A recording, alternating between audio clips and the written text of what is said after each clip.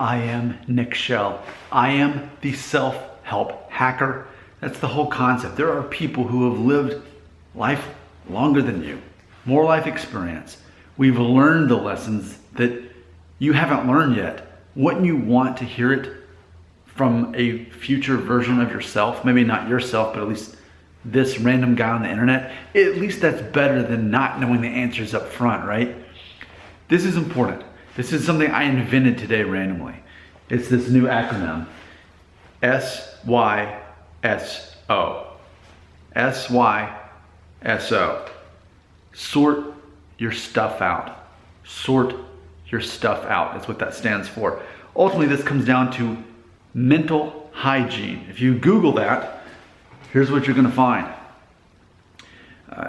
Mental hygiene, the science of maintaining mental health and preventing the development of psychosis, neurosis, and other mental disorders. It's trying to prevent this. It's a proactive attempt of this. And when you look at it closer, here's another definition that comes up. Mental health is the level of psychological well-being or an absence of mental illness. It is the state of someone who is functioning at a satisfactory level and emotional and behavior adjustment. And they have like a Google image that I'm looking at, and it has like someone's like head on there, kind of like symbolizing their brain, and it shows all these name tags. Hello, my name is anxiety, phobia, stress, panic, shame, depression, grief. All these things that ultimately are toxic to our mental hygiene.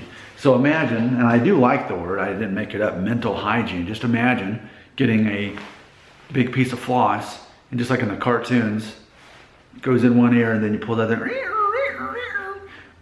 and we get all the junk out.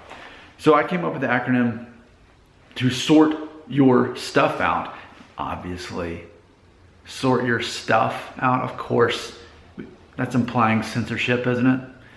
We all know what I'm really implying. I'm actually implying something even worse than that. It's not simply feces inside your brain. It's even worse than that. This stuff is on a whole new level of toxic as far as I'm concerned. But it's a matter of acknowledging that's in there. And that's why in these videos for Self-Help Hacker, I constantly remind everybody, it's a choice to forgive other people. If you are living your life with any perceived enemies that you haven't forgiven, that's holding you back.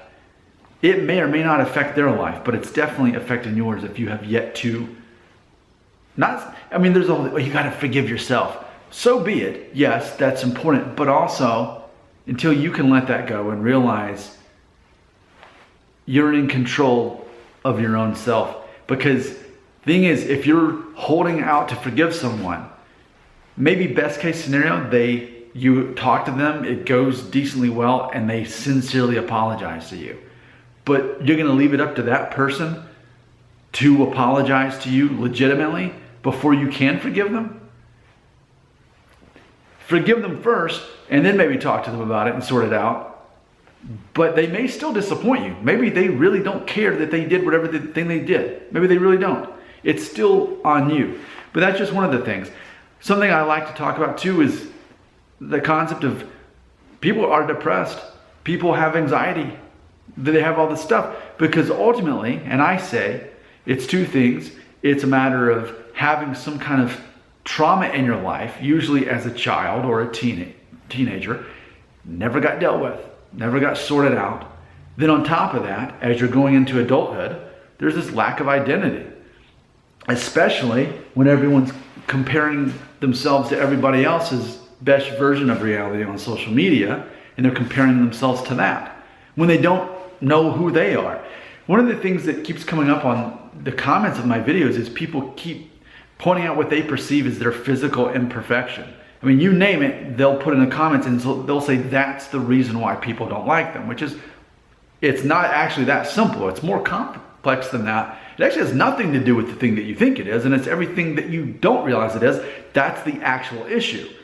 But when people don't have an actual identity to begin with, that's what they're going to do. So going back to sort your stuff out, let's just imagine that. So I'll give you an example, and I feel like we've all encountered this. Let's say you're out somewhere getting lunch, and you see this fairly young person, let's say that they're 20 years old. And They have some kind of facial piercing, whether it's cheek or through their septum or some kind of facial piercing. They'll have prominent tattoos, maybe crazy hair. Now look, it's not like, oh, I'm an old man and it's not that. It's a lot of times you can see that person that's their best way of dealing with the thing that they've never dealt with. Something likely happened to them that they haven't felt safe to talk about with someone who could help them. It's probably some type of abuse, some type of neglect, a lack of a positive male in their life. I mean, that's the thing. It's a cliche. How's your relationship with your father? And that's not a trendy phrase anymore. I made a video and no one watched it. So I'm sneaking it in again this one. Totally, absolutely, your relationship with your father has so much to do with who you are or who you aren't. Maybe you're trying to purposely not be your father because he was a negative influence on you.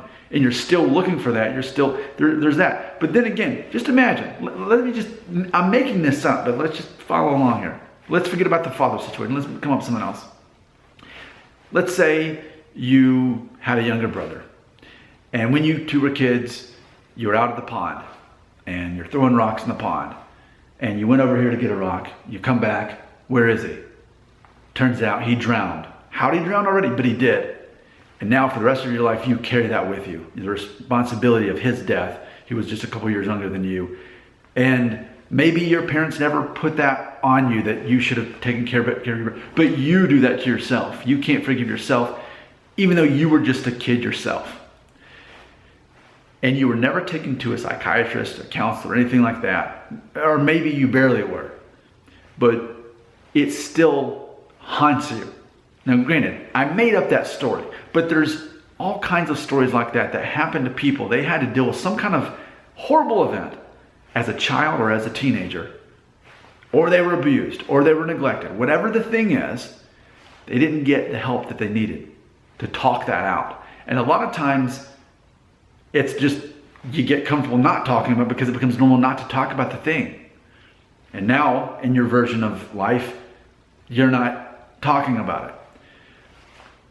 But it's still trauma and you haven't dealt with it. You haven't got the mental floss and done this yet. And there's a lot of gunk in there that's got to come out. And that's why I made a video recently about addiction. This is just me being an observer. Without exception, as I've gotten to know people who have any kind of addiction, whether it is alcohol, drugs, pornography, gambling, whatever it is, you're going to find, if you start listening to them, they're going to ultimately reveal that wound to you, whatever it is, that they unfortunately never had an opportunity to sort out. And that's the whole thing about what my videos are about. People are obsessed with themselves. All people are. So what if you are the person who reaches out to those people and tries to help them sort out their stuff? Maybe you'll be able to sort out your own stuff in the process. But that's what it comes down to. We are continuing to live our lives in denial that something happened to us that we haven't sorted out. And yes, there is bitterness because there's someone we haven't forgiven. There is feelings of hopelessness because we feel abandoned. There's all of these toxic feelings, and people do all kinds of crazy things to deal with it. And I've always felt this way. When I see people with prominent piercings in their face, I get it. We could, oh, well, they're just from Portland. That's how it is. We could say that, but ultimately, I think it's some kind of symbolism to show that they have been wounded or pierced, and they're displaying that for everybody to see. I think even tattoos too. A lot of times when people just cover themselves up in tattoos that everybody can see, it's almost like they're trying to mask who they really are as far as that wound that they're not able to talk about. I mean, we could even look at, okay, and I'm not putting him down, but Justin Bieber, for example. I mean, he became super rich and famous, super young. And so by the time he became the age of a man, what else was there really to do? So it was almost like that's his version of therapy. And now he's just, the tattoos continue. You see that with lots of people in that situation. So when I see prominent tattoos and piercings, to me, and I realize not always, some people just like it and that's cool. But I've seen a pattern in which those people have some kind of issue that they don't know how to sort out. That's just one example on the outside. There's all kinds of things people do. And again, addictions. Just being able to continue to end up in destructive relationships. That's another one that I've seen. Because they never got to sort out that they're worth more than someone who's going to neglect them or hurt them or repeat the pattern of their father. Sort your stuff out. It's a matter of saying, yes, I have been wounded. I don't talk about it. You talk about it with a professional. You start getting that sorted out. That's important for your mental hygiene. Otherwise, your physical body is going to suffer as you carry around this wound that you're trying to hide or cover up or forget. Talking about it is release, especially talking about it a professional. I'm not a professional, I'm a random guy on the internet. But there are people who actually are educated and skilled to do that. And just because you didn't have the opportunity to do it then, doesn't mean it's too late to do it now. In fact, I'd say that's the thing that it's time to do. Sort your stuff out. Comments belong right here.